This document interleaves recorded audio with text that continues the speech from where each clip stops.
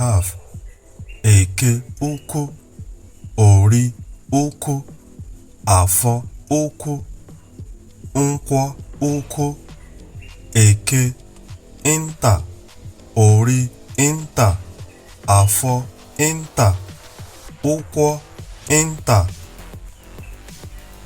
Sunday, Monday, Tuesday, Wednesday, Thursday, Friday, Saturday, Numidi.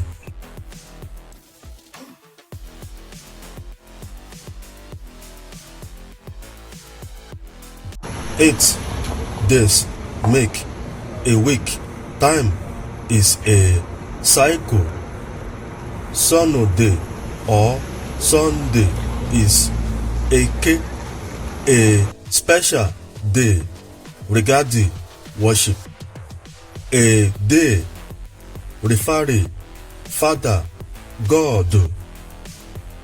Ụbọchị ụka, a worship day referring Chineke. Anwụ means sun. Anwụ is Chineke, the Almighty Father God. Sun is Anwụ. Sun, the nu from sun, represent ụka neme urata, the sun, living God. Ụka, child to Chineke.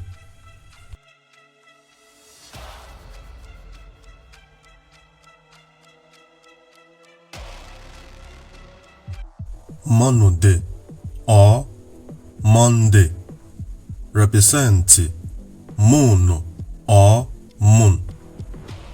Wednesday, Enigwe. Thursday and Friday both represent Igolos and Kpakpando. Saturday, Do, and the last Numidi represent Dondo.